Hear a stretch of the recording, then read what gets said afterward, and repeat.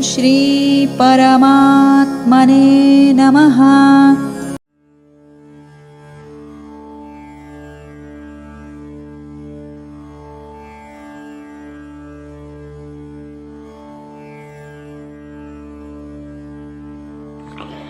जय श्री राम। योगेश अनंत कालिका सभी सुनने वालों को प्यार भरा नमस्कार। मित्रों, अगर मेरा कंटेंट आपको अच्छा लगता है तो कृपया लाइक, शेयर और सब्सक्राइब करना ना भूलें। हाँ, वो लाइक का बटन भी दबाएं और बेल आइकन भी दबाएं। मित्रों, आपका सहयोग हमारे लिए मायने रखता है और हमें YouTube पे जिंदा रखता है। गेम सेट हो चुका था। चाणाक्ष माधवराव ने दूरदृष्टि और नेतृत्व गुण का परिचय दिखा के 1763 के वर्षा ऋतु में ही निजाम की कमर तोड़ने का फैसला कर लिया। निजाम के सबसे बड़े 3 मोहरे थे। अब उसकी कूटनीति का जलवा देखो। कूटनीति से इन 3 बड़े निजाम के मोहरों को माधवराव ने छीन लिया। गोपालराव पटवर्धन, जानोजी भोसले और वसालत जंग, जिसे मीर मोगल भी कहते हैं। इससे निजाम पर मनोवैज्ञानिक दबाव जरूर पड़ा। मोमिनों ने एक हैदर और टीपू को अगर हम छोड़ दे तो 18वें शतक में कोई माइका लाल युद्ध भूमि में नहीं लड़ा है। हाँ, और एक रह गया, नजीब रोहिला। अरे, मैं आपको बार बार कह रहा हूं, इन लोगों की औकात ही नहीं है लड़ने की।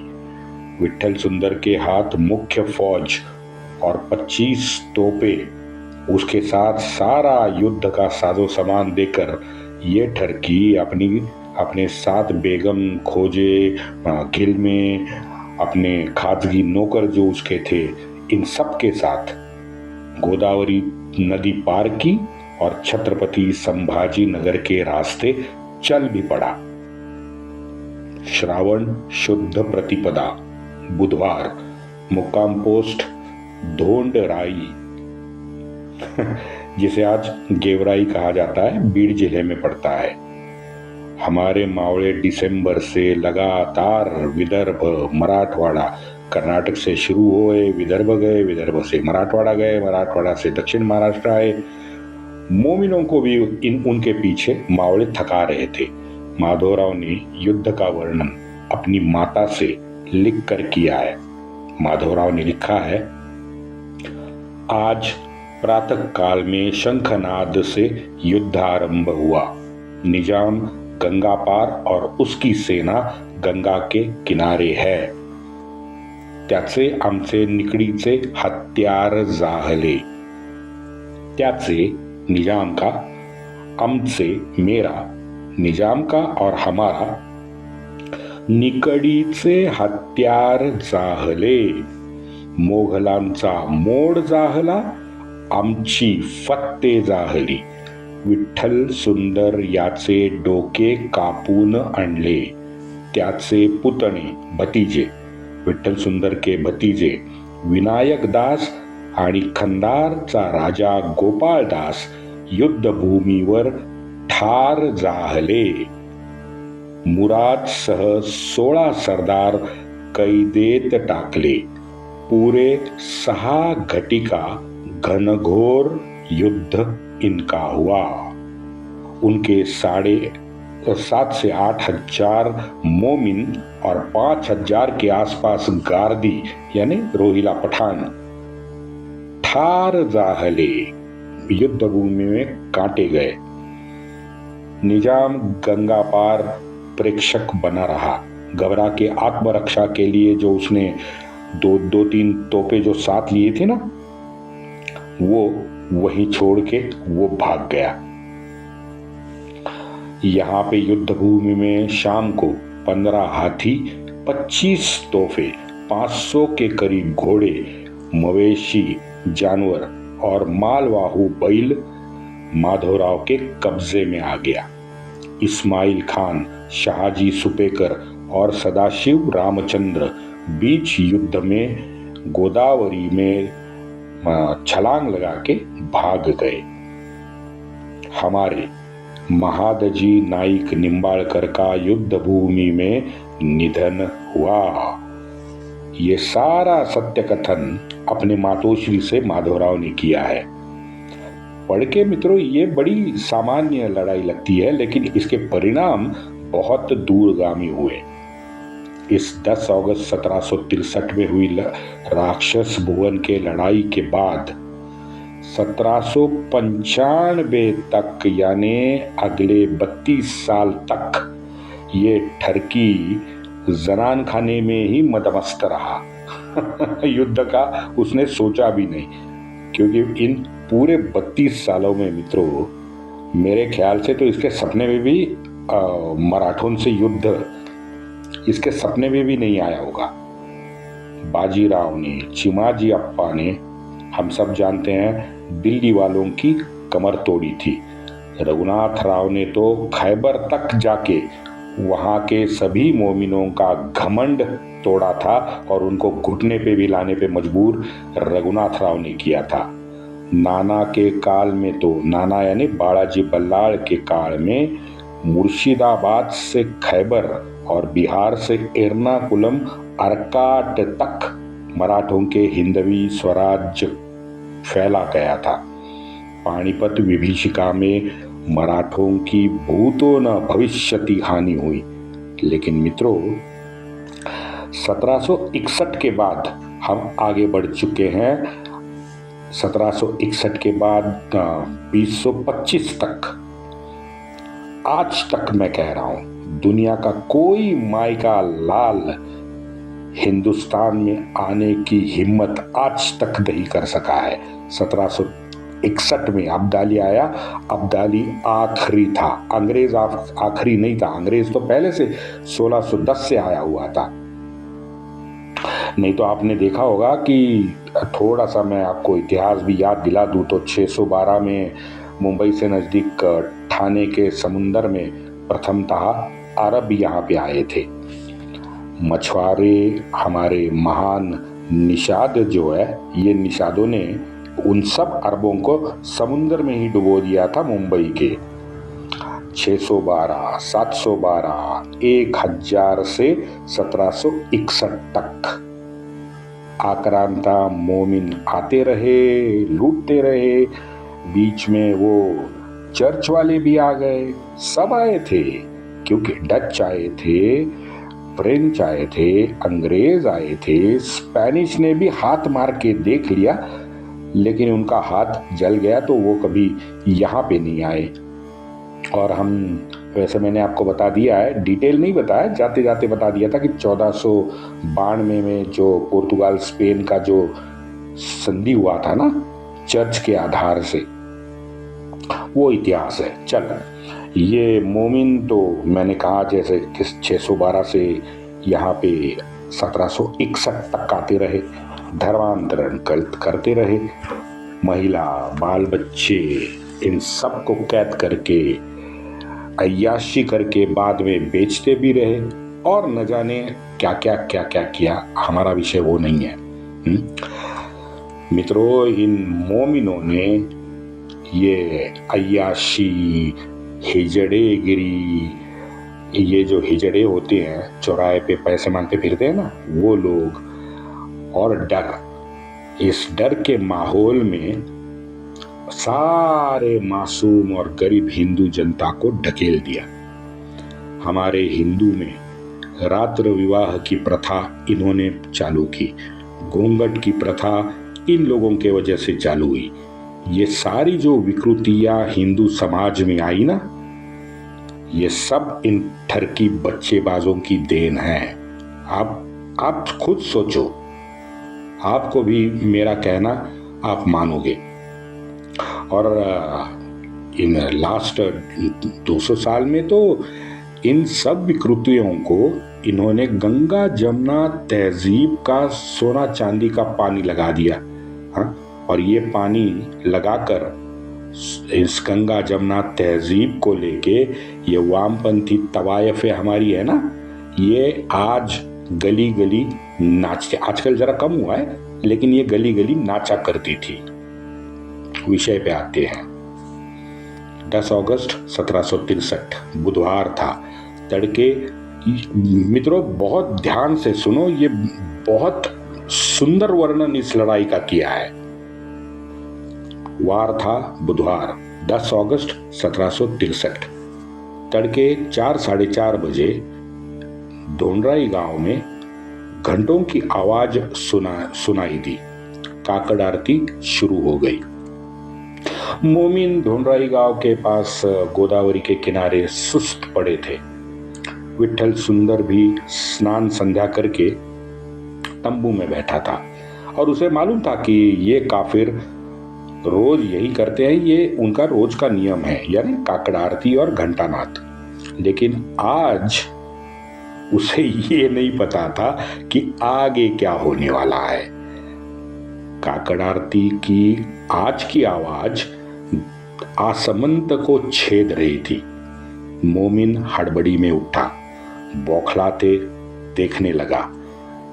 सामने तो कोई गड़बड़ नहीं दिखाई दे रही थी, घंटानाद तो वो सुन रहा था। 1 घंटे भर में सामने गांव से आने वाली आवाज ठंडी पड़ गई। अचानक मोमिन के जहां पे शिविर थे वहां बाईं ओर घोड़ों के दौड़ने की आवाज मोमिनों को सुनाई दी। थोड़ी देर बाद ये घोड़े की दौड़ने की आवाज तेज होती गई। विट्ठल सुंदर ने कुछ चुनिंदा मोमिनों को उस दिशा में दौड़ाया। अभी भी अंधेरा था, उजाला नहीं हुआ था।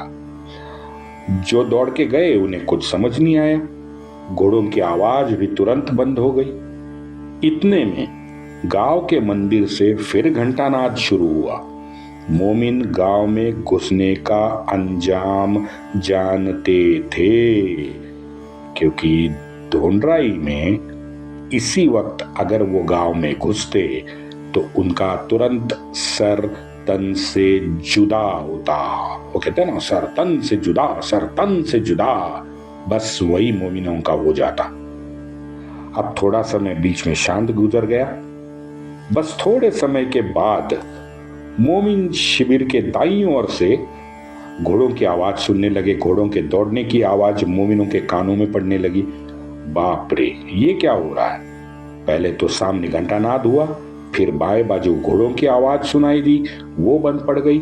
फिर घंटानाद हुआ, फिर मोमिनों के शिविर के दाईं ओर से घोड़ों के दौड़ने की आवाज शुरू हुई। मोमिन सतर्क हुए। मित्रों, दरअसल ये घंटानाद के जरिए मराठों का सिग्नल था। मंदिर के घंटा का अगर आपने अभ्यास किया होगा तो आपको पता चला होगा कि उसके जो तरंग होते हैं ना, उसके तरंग की क्षमता, उसका विशिष्ट, घंटा के नाद का विशिष्ट जो नाद होता है, और उस नाद के जो अलग अलग बाद में जो तरंग निकलते हैं ना, मैं क्या बताऊं अब। उस घंटा को विशिष्ट एक सर्कल में अगर हम बजाते हैं तो एक नाद निकलता है और नाद के रिपीटेशन हो जाते हैं और वो विशिष्ट प्रकार के होते हैं। आप फ्रीक्वेंसी कहो कि भाई ये जो मंदिर का घंटानाद होता है इसकी फ्रीक्वेंसी शायद 130 FM या 135 FM, एक गुप्त भाषा तैयार हो जाती है। बताऊंगा, उसका डिटेल भी मैंने पूरा पढ़ लिया है और समझ भी लिया है। नाद और स्वर का डिटेल मैं आपको जरूर बताऊंगा इस सीरीज के बाद। और ये विशिष्ट तरीके से अगर हम घंटा बजाते हैं तो 2-3 किलोमीटर दूर तक घंटे की आवाज सुनाई देती है। पंचतत्वों का घर्षण करने से नाद उत्पन्न हुआ और ये नाद था ओमकार, और यहीं से ओमकार से ही सृष्टि की निर्मिति शुरू हुई। खैर, वो स्वर ज्ञान का डिटेल है, जो वैसे शिव सूत्र में वो डिटेल आया हुआ है, लेकिन थोड़ा सा संक्षिप्त रूप में है। 10 अगस्त के दिन आते हैं। बाईं ओर नीलकंठ राव आ रहे थे। दाईं ओर से विट्ठल शिवदेव आ रहे थे। नदी किनारे के बीच में 15,000 मोमिन अपने शिविर के सामने आए थे। सामने था गांव धोनराई। गांव से माधवराव और राघोबा दादा आने वाले थे और उनके साथ थे हमारे मल्हार राव। बाईं ओर से नीलकंठ राव ने हमला बोल दिया। गिलचे वहां पे दौड़ के गए, प्रतिकार करने लगे और प्रतिकार करते करते वो थोड़ा सा बाईं ओर थोड़ा सा ज्यादा दूर निकल गए तो दाईं ओर से विट्ठल शिवदेव का आगमन हुआ। विट्ठल शिवदेव की टुकड़ियों ने इन शिविरों पे हमला शुरू कर दिया था। दाएं और बाएं दोनों बाजू से लगातार हमले चालू हो गए। इतने में सूरज निकल आया, उजाला हो गया, घमासान शुरू हो गया। मित्रों, आगजनी ना करने की दोनों को सख्त ताकीद माधवराव ने दी थी। उसका कारण मैं बताऊंगा अभी। दाएं और बाएं बाजू से जो आक्रमण हुआ, उन्होंने योजनाबद्ध तरीके से आक्रमण करके अपना काम पूरा कर लिया। दोनों ओर से मोमिन सेना पूरी बिखर गई और दो फाड़ हो गई। इसमें सूर्योदय के बाद में गांव से माधवराव घोड़े पर निकले। अपने साथ घुड़सवार की टुकड़ी थी, वो लेके युद्ध भूमि में माधवराव ने प्रवेश किया। मोमिनों की फिर भगदड़ शुरू हो गई। बिखरे मोमिन अब इकट्ठा होके माधवराव के सामने युद्ध के लिए तैयार होने लगे। उतने में दोनों बाजू से दूर गए हुए जो मराठा थे, वो विद्युत गति से दोनों ओर से युद्ध भूमि में शिविर तक आ गए। मोमिन फिर बौखला गए। तोप चलाने का समय भी मोमिनों को नहीं मिल सका, क्योंकि दोनों सेनाओं में अंतर बहुत कम था। मोमिन की सफाई शुरुआत में ही नीलकंठ राव और विट्ठल शिवदेव थोड़ी सी कर चुके थे। मुझे तो लगता है कि सुबह 9 बजे तक युद्ध का रिजल्ट मराठों की ओर पूरी तरह से झुक गया था और ये दोनों बाजू समझ गए थे कि भाई ये युद्ध का रिजल्ट मराठे इस युद्ध में जीतने वाले हैं। लेकिन हमारे माधवराव क्या कम थे। राघोबा दादा पीछे हाथी पर सवार होके नई टुकड़ियों के साथ जब आया तो विट्ठल सुंदर अपने हाथी लेके अंबारी से बाहर आ गया। इन्होंने बीच में मोमन जो फौज थी, इस मोमिन फौज में बीच में घुसकर इन लोगों ने दो फाड़ कर दिया था।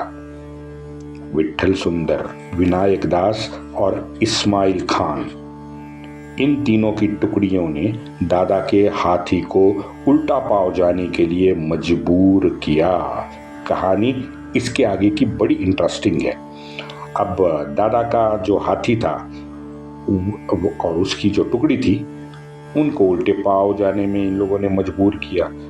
अब ये बददिमाग जाहिल मोमिन, उनको लगा हम युद्ध जीत गए, क्योंकि राघोबा दादा का हाथी तो पीछे जा रहा था। ये बददिमाग जाहिल जश्न मनाने लगे। आज भी ऐसा ही किया मई में, आप जानते हो, जश्न मनाने लगे।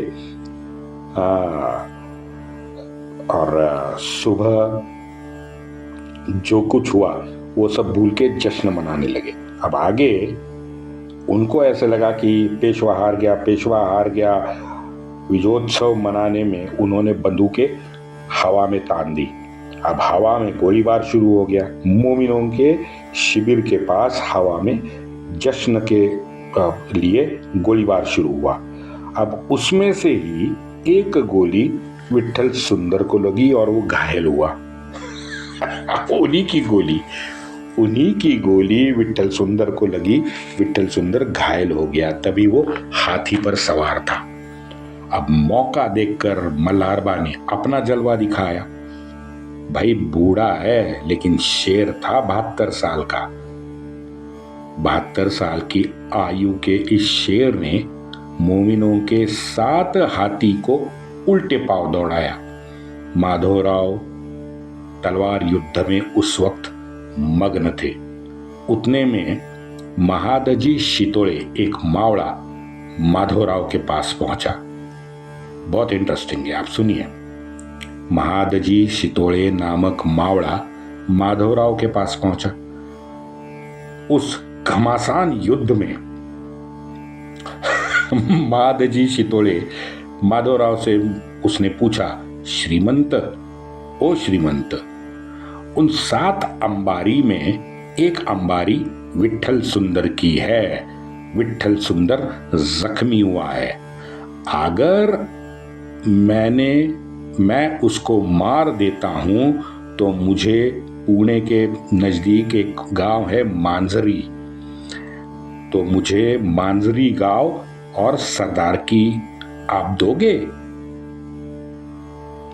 हाँ, क्यों नहीं देंगे।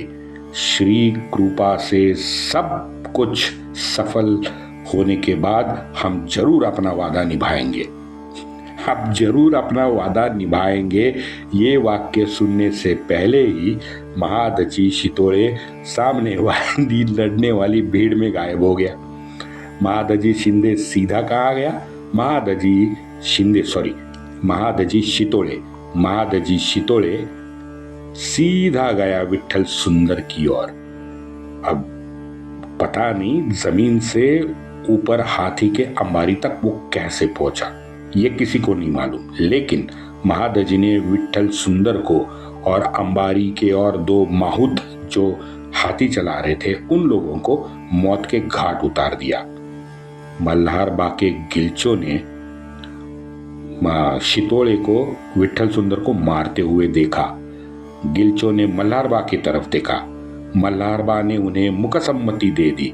तुरंत मल्हारबा के गिलचों ने मरे हुए विट्ठल सुंदर का सर तन से जुदा कर दिया। और इतना ही नहीं किया, भाले की नोक पर रखा और दंदनाते हुए मल्हारबा की तरफ लौटे।